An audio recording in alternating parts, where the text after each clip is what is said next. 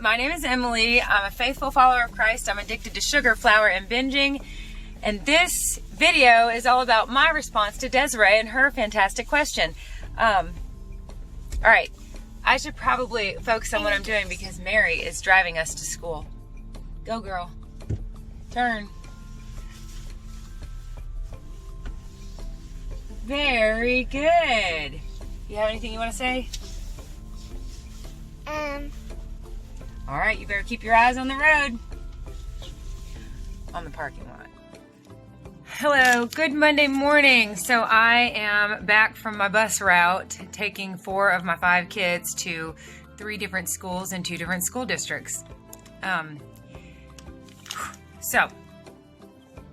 But fortunately, Mary helped me drive there at the tail end. That helped a lot. I just want to quickly respond to Desiree. Hi, Desiree. It's been fun chatting with you. I'm excited for you. Desiree is on day 4. I actually remember my day 4. It was October 28th, 2019, and I remember it because I was up at my mother-in-law's, and her mom was there, so my husband's grandmother, and she was watching me start yet another diet, and she's known me for 20-something years, and she watched me go from small at my wedding to gaining 100 pounds and then carrying it for years and years as we reproduced over and over and had 5 kids.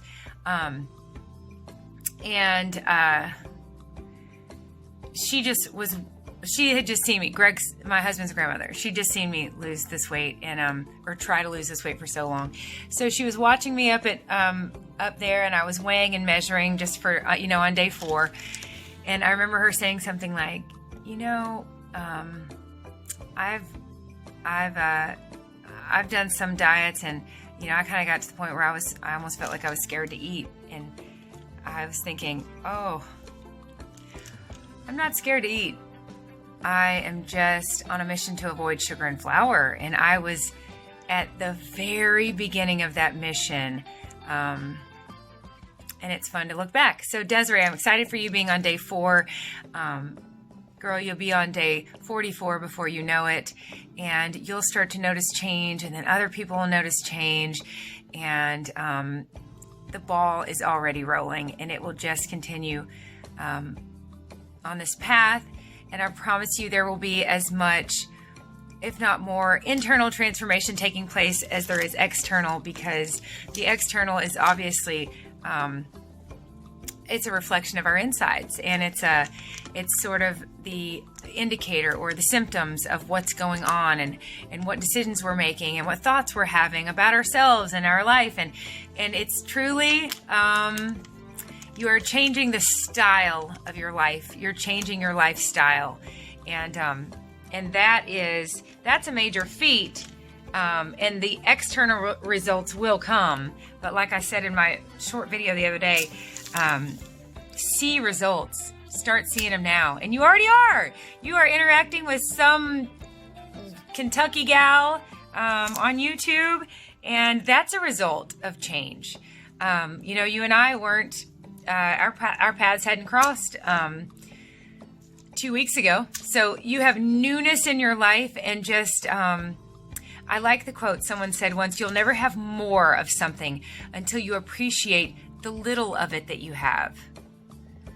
So if you don't recognize that you already have what you're wanting, then how can that little tiny ember grow? Like, you just kind of want to fan the little flame and give it some TLC and put little bits of tissue paper or dry grass, or it's not quite ready for kindling or logs. You're at the beginning stages of this tiny little this ember burning, but it's the point is it's already there. It's already started. It's already happening, and you can already see results. So let me jump into this. I wanted to respond to Desiree, and I scratched out my little notes on the back of this receipt. So let's hope I can touch on them quickly. Desiree had a great question. She asked me, okay, this is not real comfortable. I am trying to balance my arm on a, Charlie? No. Okay, I'm just making sure there's nobody here. I don't want to bore my kids with too much of this. One of them is still doing online school. I thought he might be upstairs, but he's on a tractor, I'm sure. Okay. There, that's better. What was I saying? Okay, I knew I didn't finish the sentence. I was trying to balance my arm on the, I'll show you. That. Not comfortable. I'm going to try this for a minute. Okay. So Desiree asked me, she said she was on day 3 and she just left me a comment. She said, I've got a quick bright line eating question. Do I really need to eat all this food? Do I really need to eat every bit of it? And when somebody asks me a bright line eating question, I want to give them my very best Susan Pierce Thompson answer, because she is the, she's the word on this. This is, I have, what I know about bright line eating, I know from her. She's bright line eating. So Susan Pierce Thompson, I hope I do you justice here. Again, always go to her vlogs. Go to the website. Go to her weekly vlogs. There's hundreds of them. She's been making a weekly vlog, and I think on her website you can search topics on her weekly vlog. But there are hundreds of weekly vlogs to choose from and listen to. And again, in the beginning of my journey, they were on and I was listening to them while I was folding laundry or doing dishes. I just soaked all this up. Also, if you don't have her book, buy it. It's so nice to have for a reference and just read those words and let it really sink in and soak in. So here's my Susan Pierce Thompson answer, and then I'll add my little spin or my extra thought to that. But she talks about hunger and fullness as things that we don't necessarily need to shy away from, that we can get used to. So neither one of those are an emergency, like feeling hungry, or feeling full, bleh. You can get used to both of those. If it's truly too much food, you can take, especially, and I always assume people are talking about the vegetables. You can take the 6 ounces from lunch and the 14 ounces from dinner of vegetables, combine those, just make it 20 ounces. And instead of doing 6 and 14, do 10 and 10. If that is still way too much and you cannot handle it, then she said you can make changes to your program, but make them ahead of time, so that you're using your prefrontal cortex, your decision making, your rational thought, and you are making a well thought out plan that you can then put into practice. And that's how you'll know. Pearl, come here, Pearl. There's something up these stairs that sounds like it's alive. It's Pearl. So this is our old house, and let me show you Pearl. Pearl. All right, Pearl, you can just chill. All right, you can hang out there. All right, I figured it out. I thought it was Charlie. It's Pearl. So we usually have these dogs in crates or outside, but Pearl is our oldest. She's still young, but she's old. She's the oldest. She's 2 years old, and then we have a border collie that's almost a year, and these poodles that are 4 months. So we kind of pamper Pearl a little bit.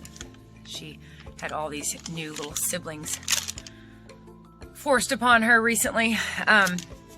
Okay, so anyways, if it's still way too much food, you can decide ahead of time. This is too much. I'm not going to do this.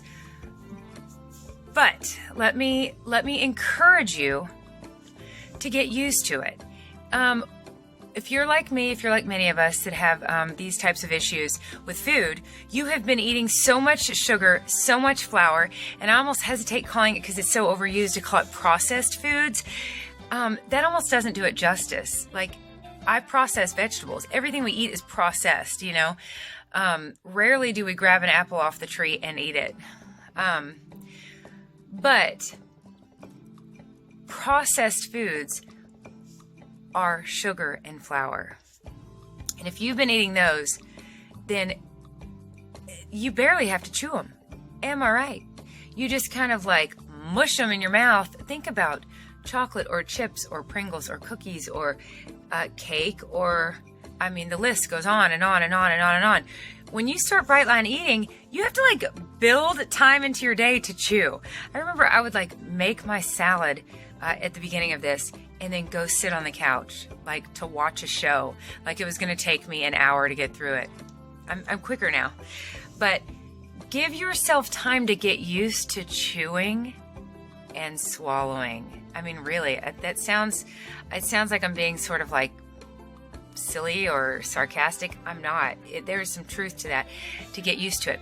And there's a very real reason why you might want to. This journey is equal parts, if not more, about what we are giving ourselves versus what we are denying ourselves, okay? So obviously this journey is about no sugar and no flour, but what you might not realize, and the behavioral psychology here is just so spot on. Susan Pierce Thompson, high five. She gives us don'ts, but if you give someone don'ts without do's, then they're not a whole lot better off.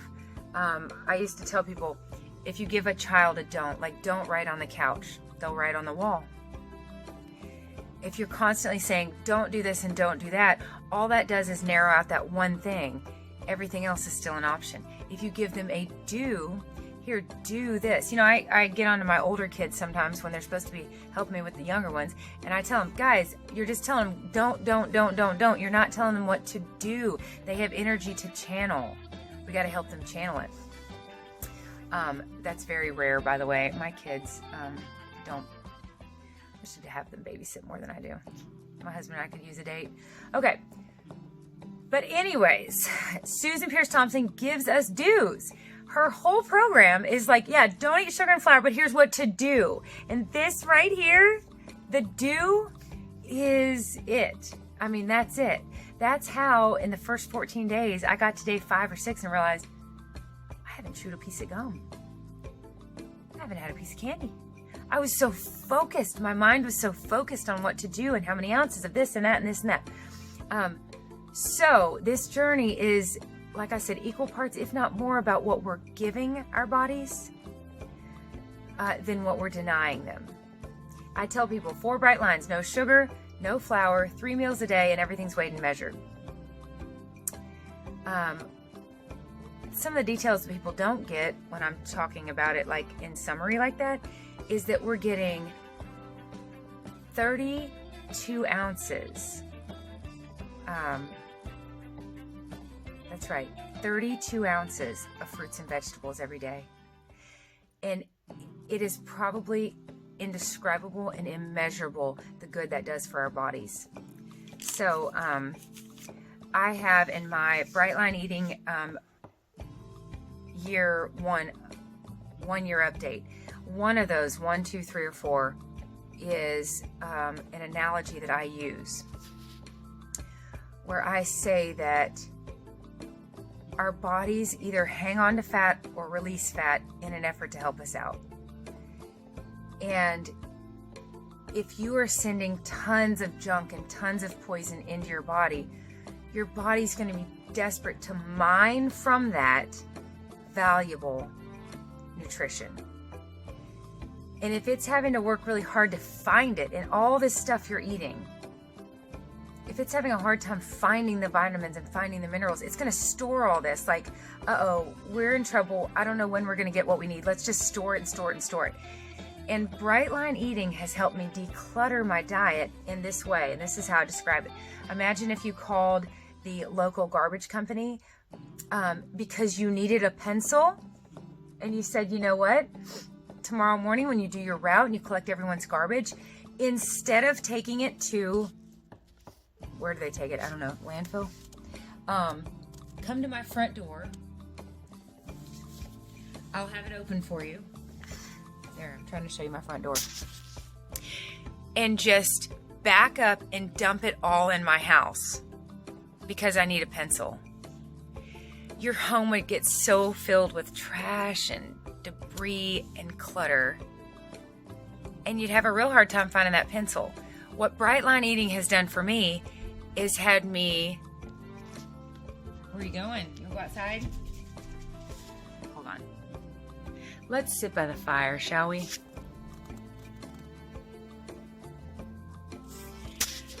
Okay, so what Bright Line Eating has done for me is it has helped me recognize I need a pencil. So instead of eating and eating and eating, I mean, thousands of calories every day that my body doesn't want, doesn't need, and honestly probably doesn't know what to do with, other than store it. Now I called the garbage company. I said, you know what, forget it. Thank you so much. But, you can stop dumping all the trash into my home. I'm just going to go straight to the dollar store and get a pencil. So again, let me encourage you to get used to eating the full amounts of everything, because it is, it's a range, you know, because some of the foods are higher fat and higher calories than others, but it's not a ton of calories. It's enough to keep us satiated, but it is also little enough that our bodies are eating at a deficit, which means that they're having to dip into stored fat in order to fuel ourselves all day long.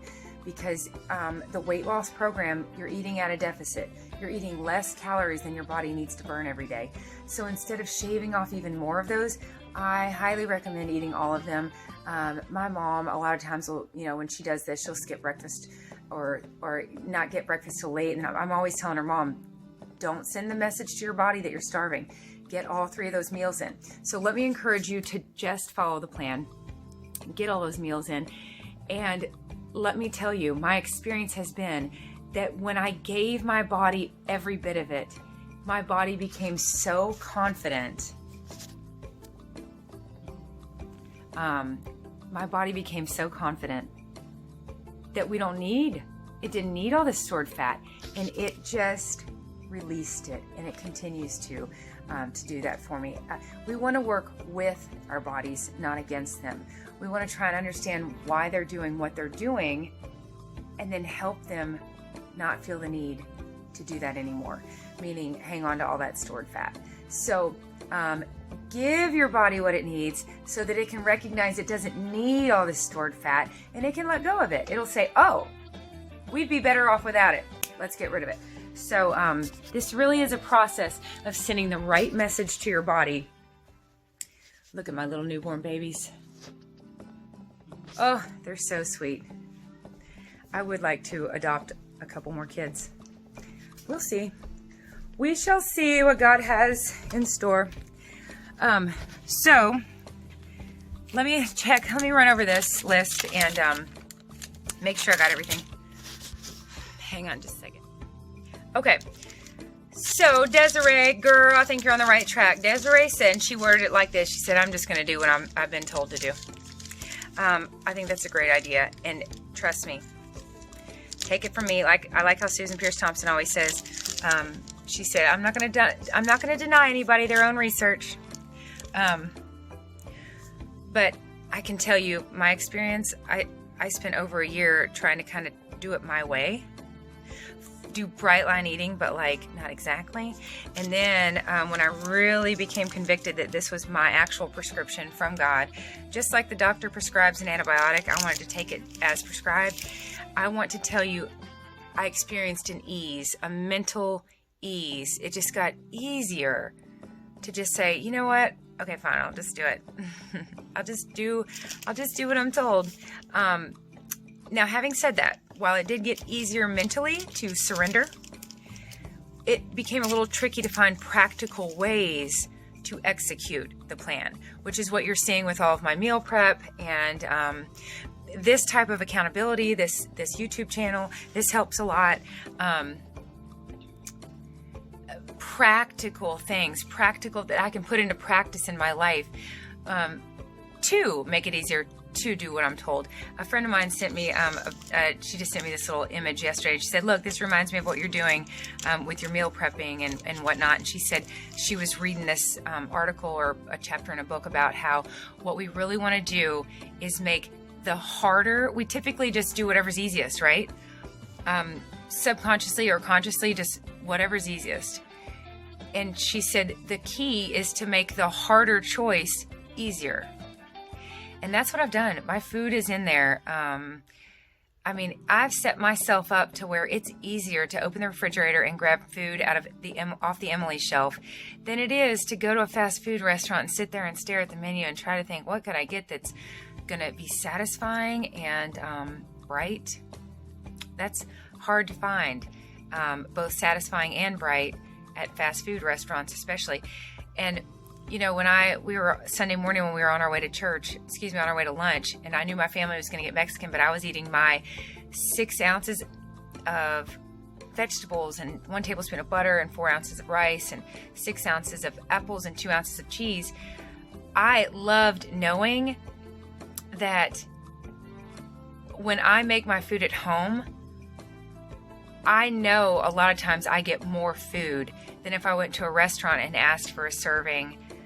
You know, a serving of a vegetable at a restaurant a lot of times is tiny compared to this. I want 6.0 ounces. Trust me, I want every bit of it. So anyways, make the harder choice easier.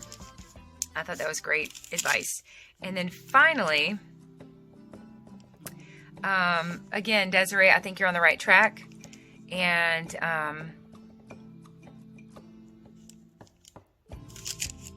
I think all I was going to say is that we make so many decisions every day. I know I have a lot to figure out every day. I've got a real full life and a very full plate.